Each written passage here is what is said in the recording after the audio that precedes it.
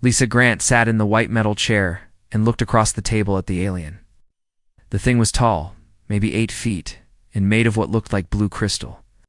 Light moved under its skin like water. When it talked, the words appeared inside her head without using her ears. The meeting room was small and cold. Through the big window, she could see stars in the dark of space. This was Harmony Station, floating between Earth and Mars.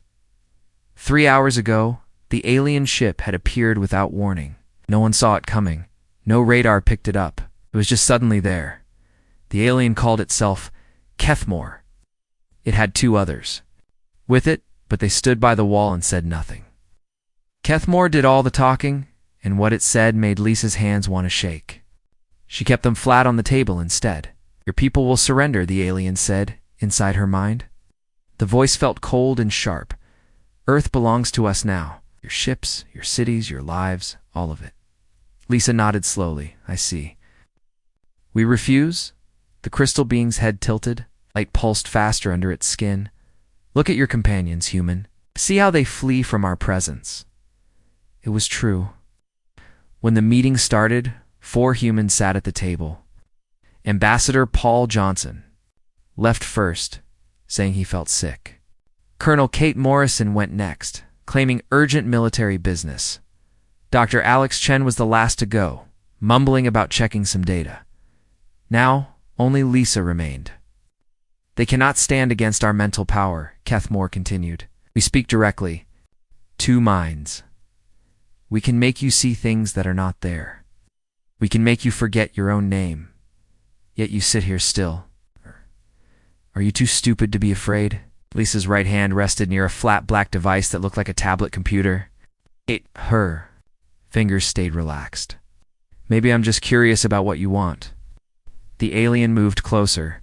Its crystal face had no real features, but somehow Lisa knew it was studying her. We want your planet. Earth has metals we need, rare elements that do not exist on other worlds. Your people will mine them for us. All of humanity will die. Mining is dangerous work. The alien's mental voice carried what might have been amusement. Perhaps 1 in 10 will survive the first year. Those will breed new workers. Lisa felt something cold settle in her stomach, but her face stayed calm. That seems like poor planning. Dead workers don't mine very well. There are other humans on other worlds. Colonies. We will gather them too. Kethmore gestured toward the window. Your species spreads like an infection. We will cure that. Outside, Lisa could see the alien ship. It was huge and looked alive somehow. Its hull seemed to breathe. Strange lights moved along its sides like veins. She had seen the reports about it. Their best scientists said it was grown, not built. Living metal and engineered flesh working together. You seem very confident, Lisa said. We have destroyed 17 civilizations. Each thought they were special. Each had weapons and defenses they believed would save them. The alien's mental laugh felt like ice water in her brain. All fell to our superiority. Lisa's tablet made a soft beeping sound. She glanced down at it briefly, then back at the alien. 17 worlds. That's impressive. Your military leaders understand this. Why do you think they fled? They feel our power pressing against their minds. They know resistance is useless. Kethmore leaned forward. Yet you remain. Do you not feel it? Lisa did feel something. Like cold fingers trying to push into her thoughts. Like whispers at the edge of hearing. But whatever the aliens were doing, it felt distant and weak. I feel something, yes. Then why do you not run in terror like the others? Maybe I'm braver than they are. Maybe I'm stupider. Does it matter? Lisa shrugged. Sure. Here to make demands. I'm here to listen, so I'm listening. The alien stood up to its full height. This close, Lisa could see that its crystal body wasn't solid. Things moved inside it like organs made of light. Your bravery will not save your world, human. Probably not, but humor me anyway. How exactly? Does this work? You show up, make threats, and people just give up? Mental dominance is absolute. Kethmore's voice in her head grew stronger, more forceful. We are evolved beyond your crude physical existence. Thought is our weapon. Will is our strength. No species has ever resisted us. Lisa felt the pressure in her mind increase. It was like someone turning up the volume on a radio that played only static. Uncomfortable, but not unbearable. That must make war pretty easy for you. War? The aliens seemed surprised. There is no war. War implies two sides with equal chances of victory. This is harvest. We take what we need, right? Harvest. Lisa's fingers drummed once on the table near her tablet. So you've never actually fought anyone who could fight back? Fighting back requires the ability to resist mental control. Species possesses this. Kethmore moved around the table toward her. Shall I demonstrate? I can make you see your worst fears. I can make you forget how to breathe. That sounds unpleasant. It is. Your colleagues discovered this quickly. The ambassador began seeing his dead mother demanding he surrender. The colonel saw her children being tortured. The scientist saw his own hands melting. All fled rather than endure more. Lisa looked out the window again. An alien ship hung there like a predator waiting to strike. Behind it, more shapes were appearing in the darkness, more ships arriving from wherever aliens came from.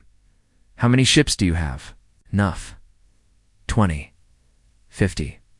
More coming. Kethmore was directly behind her now. The mental pressure felt like a headache building. Each ship can destroy your largest cities. Each crew can control millions of minds. Millions? Really? They conquered the Altarians with 3 ships? They had psychic abilities too, though weaker than ours? We turned their own mental powers against them, made them see their gods commanding surrender. Lisa's tablet beeped again. She glanced at it and saw a single word on the screen. Ready. Her face didn't change expression. The Altarians. I've heard of them. Of course you have. They were your first contact with psychic species. They tried to dominate you and failed because humans have no mental abilities to corrupt. But that protection means nothing against true power, if you say so. Kethmore moved back to his side of the table. You continue to show no fear. This is unusual. Most species produce individuals who resist longer, but they eventually break. You seem almost ... immune. Lisa smiled for the first time since the meeting started. It was not a nice smile. Maybe I am. The alien paused. For just a moment, its confident mental voice wavered. Impossible. Immunity to psychic domination does not exist, doesn't it? Lisa's hand moved to rest fully on her tablet. You know, you've told me a lot about your abilities. Your conquests. Your plans for humanity. Very thorough. See no reason to hide our superiority. No, I suppose you wouldn't. Lisa looked directly at the crystal being. But you might want to consider that sometimes when someone stays to listen to your threats, it's not because they're too stupid to run. Then why? Lisa's smile grew wider. Sometimes it's because they're waiting for you to tell them everything they need to know. The alien stepped back. For the first time, uncertainty crept into its mental voice. What do you mean? Lisa's thumb moved over her tablet surface. I mean that in about 30 seconds, you're going to learn something new about humans. Outside. The window, the alien ships began to move into attack formation. But somewhere in the darkness between them, other shapes were stirring. Smaller shapes that had been waiting very quietly for a very long time. What are you doing? Kethmore demanded. Lisa. Grant stayed seated and kept smiling. My job. Captain Ryan Torres watched the alien ships through his ship's hidden cameras. Oh, the Defiance floated in the dark between asteroids, completely invisible to enemy scans. At least that's what the aliens were supposed to think. 12 ships hung in space around Harmony Station like hungry sharks. Each one was the size of a city block and looked alive. Their hulls moved like breathing skin. Strange lights pulsed along their sides. These were bioships, grown instead of built. Human scientists still didn't understand how they worked. Captain, 3 more ships just appeared, said Lieutenant Danny Walsh from his position at the sensor station. That makes 15 total. Ryan nodded but kept watching the main screen. More alien vessels kept arriving every few minutes. It materialized out of nothing, like magic. No flash of light, no energy signature. 1 second empty space, the next second, a massive alien warship. "How many are we expecting?" asked Commander Beth Parker, his second in command. "Intelligence says maybe 50 ships total. Could be more." Ryan touched a control and zoomed in on the largest alien vessel. It was twice the size of the others, covered in what looked like armor made of living bone. "That's their command ship, Kethmore's personal vessel." On the bridge around him, 20 humans worked quietly at their stations. None of them looked nervous, though they had every reason to be. The Defiance was a good ship, but it was just one frigate against an alien fleet. If this plan failed, Earth would fall in hours. "Sir, incoming message from the station," reported Communications Officer Lisa Chang. Not the same Lisa who was facing the aliens in the meeting room. This Lisa was younger, with black hair and steady hands. "Commander Grant sends her compliments and says the package will be ready soon." Ryan smiled grimly. Lisa Grant was buying them time up there, sitting face to face with creatures that could twist minds like clay. She was the bravest person he knew, and probably the craziest. Her were in position and waiting. The plan was insane. It had taken 18 months to prepare and cost more money than most wars, but it was their only chance.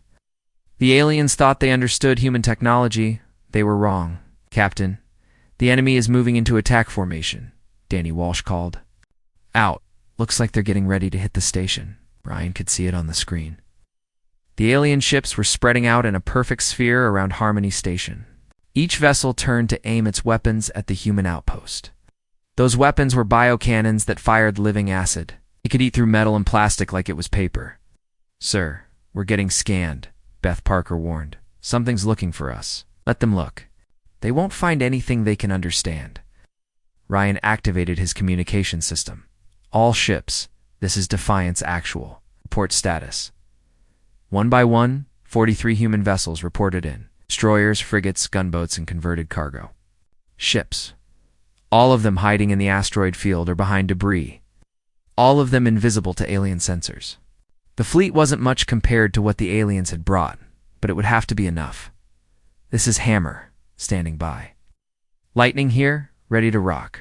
Stubborn Mule reporting all green. The names made Ryan grin despite the situation. Human.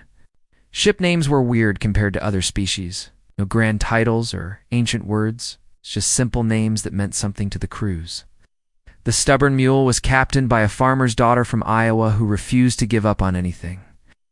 "Sir, the aliens are hailing the station," Lisa Chang reported. "They're demanding immediate surrender of all human forces." What's Grant telling them? She's asking for clarification on their terms. Buying time, smart woman. Every minute she kept them talking was another minute for the plan to work. Ryan looked at his tactical display. The alien fleet was almost in perfect position.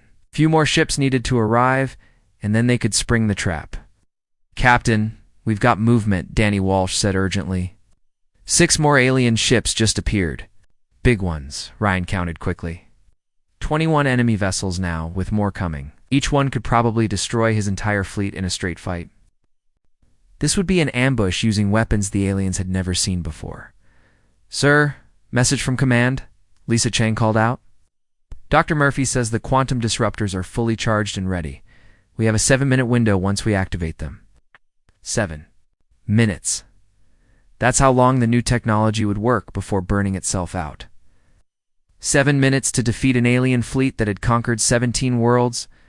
Ryan felt sweat on his forehead despite the ship's cool air. "All ships prepare for Operation Blindfold," he ordered.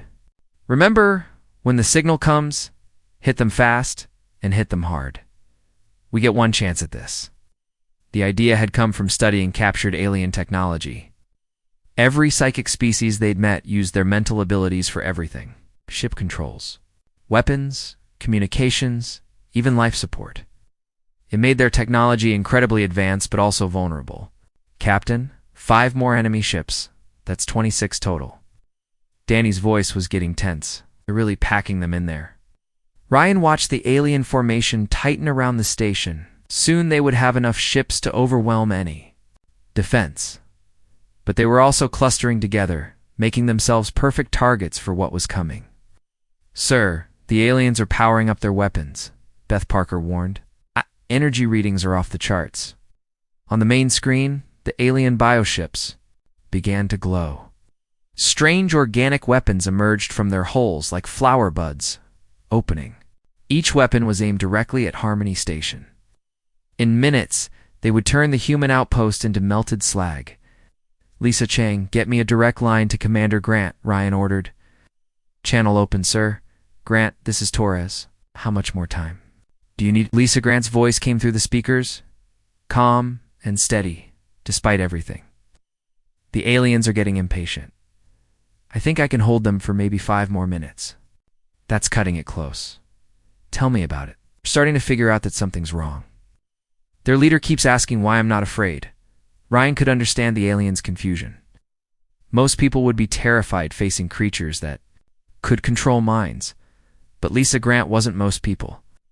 She was the kind of human who stared death in the face and asked it polite questions. Just hang in there. The cavalry's coming. I'll do my best. Grant out. The communication ended, leaving. The bridge quiet, except for the hum of machinery.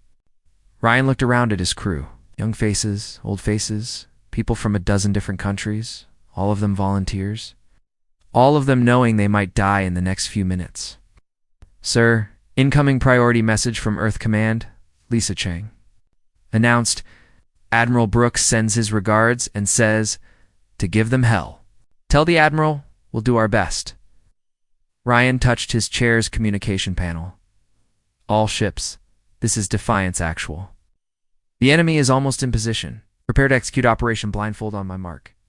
Through the ship's cameras, he watched. More alien vessels arrive. 28 now. 30. The largest fleet humanity had ever faced. All of them confident in their superiority. All of them about to learn that humans didn't fight fair. Captain Commander Grant is requesting immediate activation, Lisa Chang called out urgently. She says the aliens are done talking.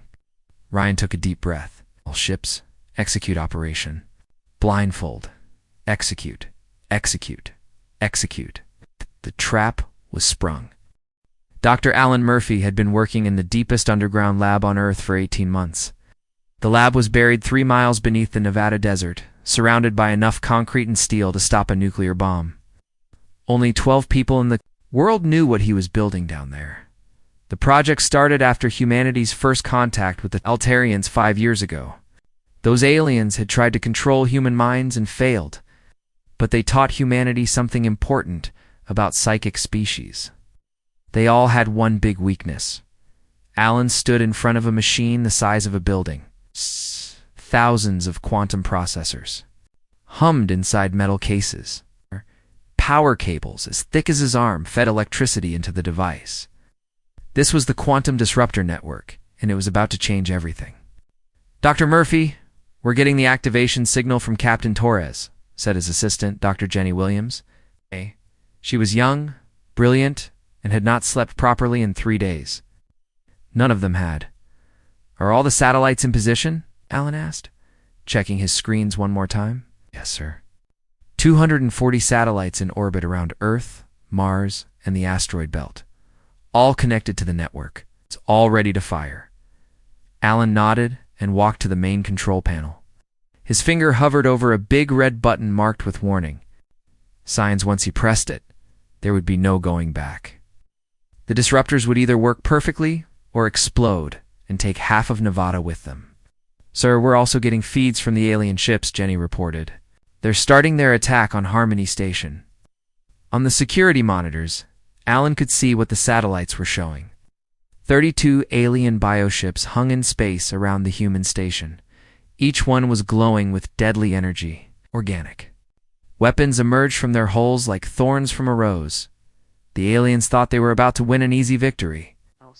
They had done this to 17 other worlds. Show up with overwhelming force, demonstrate their psychic power, and watch as the enemy surrendered without a fight. It had worked every time.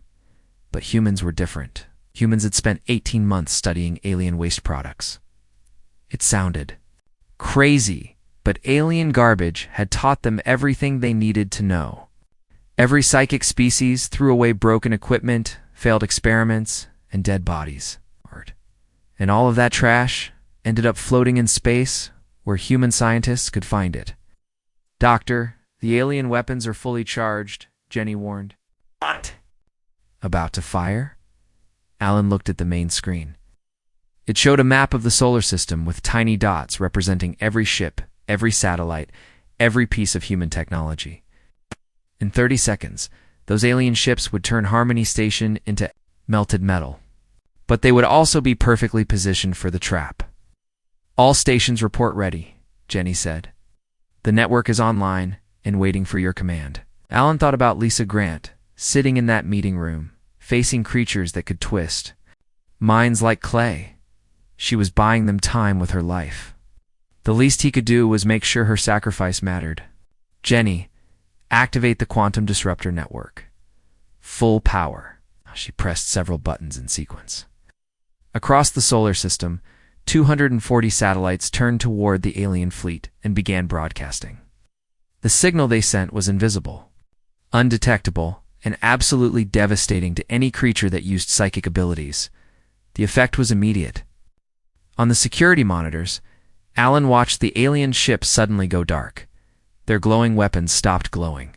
Their graceful movements became clumsy, drifting. Inside those ships, alien crews were experiencing something they had never felt before. In their entire lives, they were alone in their own minds. "It's working," Jenny breathed. "All alien vessels are showing massive system failures." Alan had spent months studying how psychic species controlled their technology. They didn't use computers or mechanical controls like humans did. They thought commands directly to their machines. Bioships responded to mental orders. Weapons fired when their operators willed them to fire. Life support systems operated through psychic connections. Remove the psychic abilities, and everything stopped working. "Doctor, we're getting reports from the human fleet," Jenny said excitedly. "All alien ships are dead in space. No weapons, no shields, no propulsion." On the screen, Alan could see Captain Torres and his hidden fleet dropping their stealth and moving into attack position. 43 human warships emerged from the asteroid field like predators emerging from tall grass. They had been waiting there for hours. Invisible to alien sensors.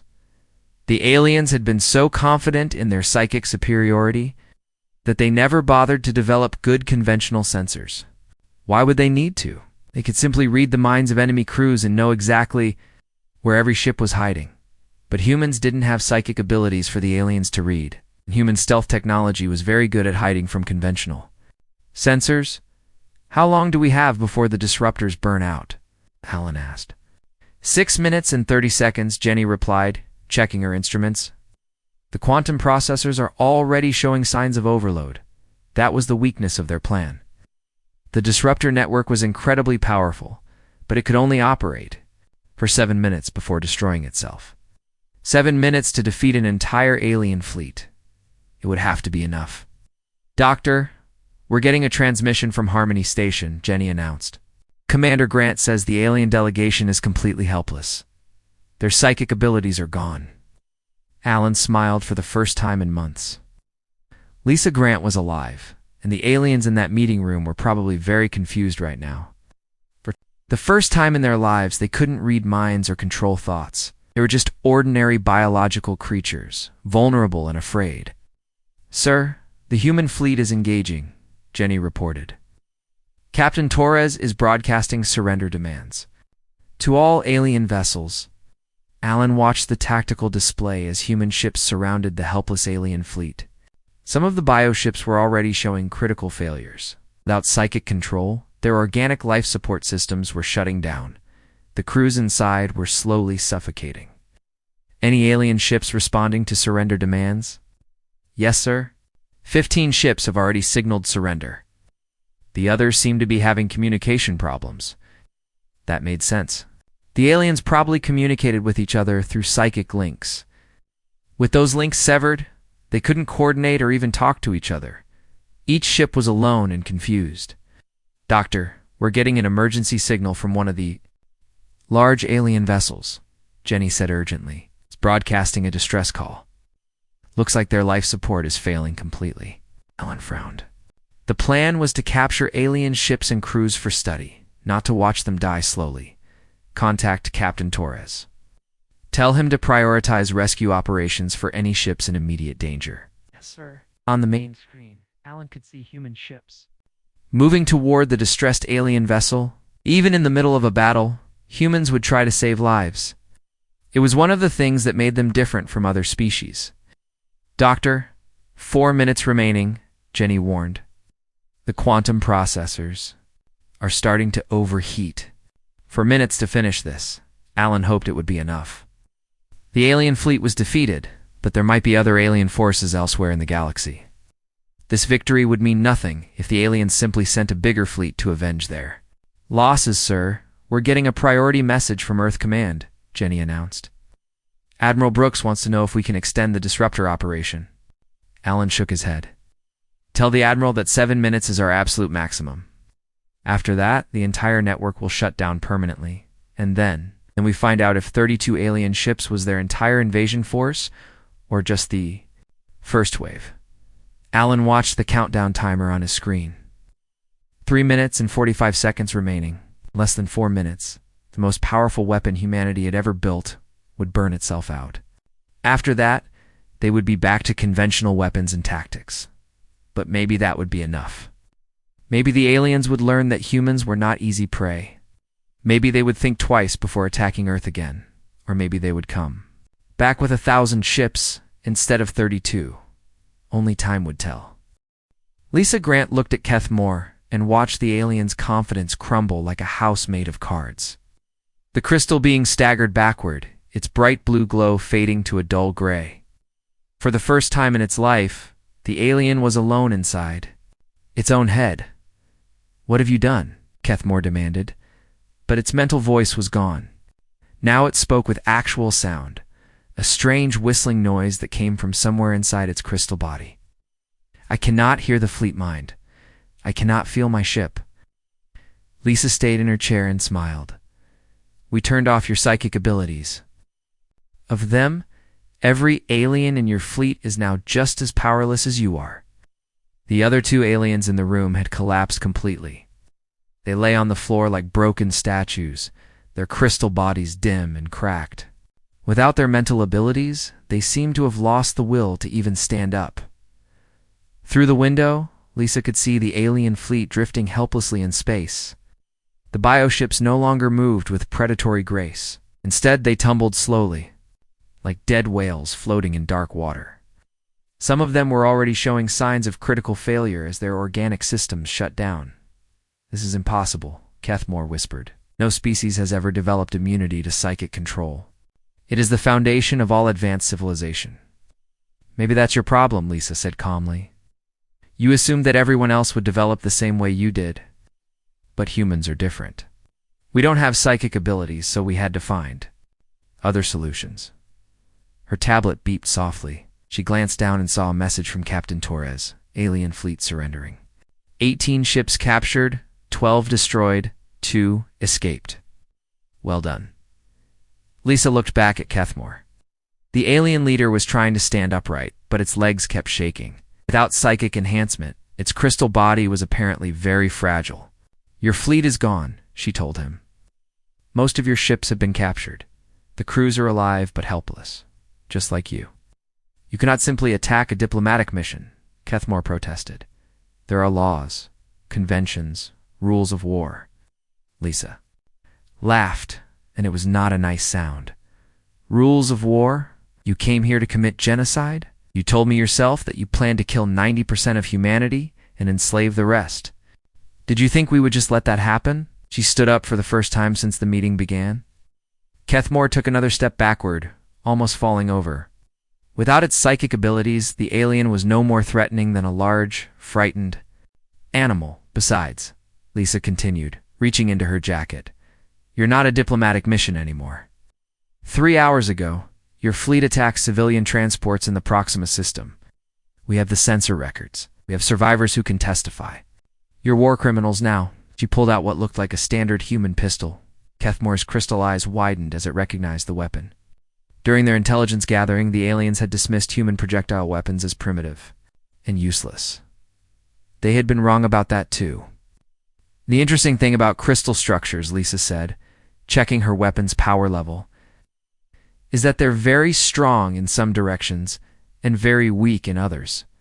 Dr. Murphy spent 6 months figuring out exactly how to shatter your molecular lattice. These bullets are tuned to your specific resonance frequency. Kethmore backed against the wall, its crystal body shaking with what might have been fear. You cannot execute prisoners. Even your primitive laws forbid this. Execute. No, Lisa aimed the pistol at the alien's center mass. But I can certainly defend myself against a hostile alien who just threatened to destroy my species. Self-defense is perfectly legal under any law. I am helpless. I pose no threat. You're the leader of an invasion fleet that just committed acts of war against human civilians. You personally threatened to enslave my entire species. Voice stayed calm and level. I would say you pose quite a lot of threat. Through the window, she could see human ships moving among the captured alien vessels.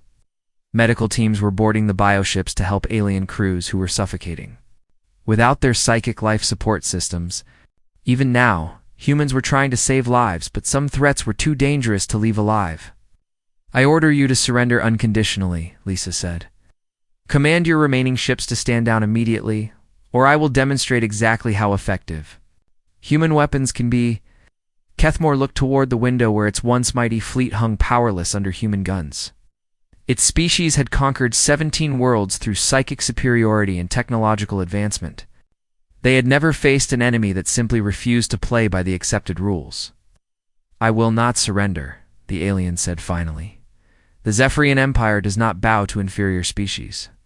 Lisa nodded once. She had expected this answer. In all their intelligence reports, the aliens had never shown any ability to accept defeat gracefully. They were used to being the dominant species, the hunters, rather than the prey. I know, she said quietly. She stayed seated, then shot him twice. The first bullet hit Kethmore in what Dr. Murphy had identified as its primary neural cluster. The specially tuned round shattered the crystal matrix instantly, sending cracks spreading through the alien's body like a spider web. Kethmore dropped to the floor without a sound.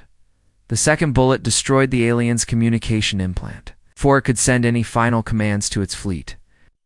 The crystal device exploded in a shower of blue sparks, taking part of Kethmore's head with it.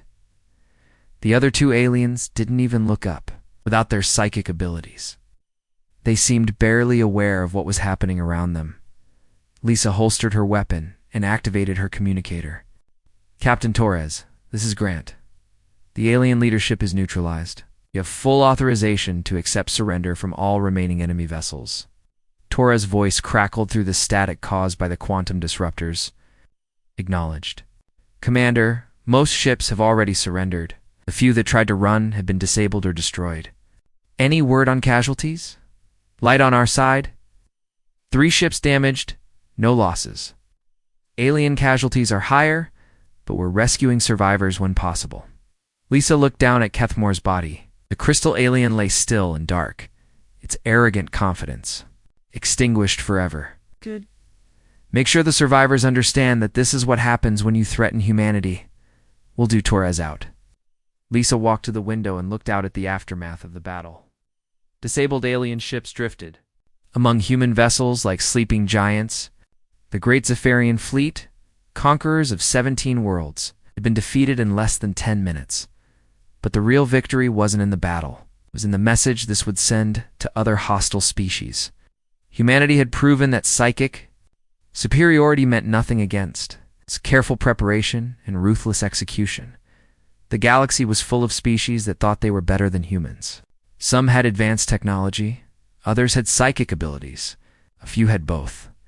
But none of them had what humans possessed: the stubborn refusal to accept defeat and the willingness to cheat rather than lose.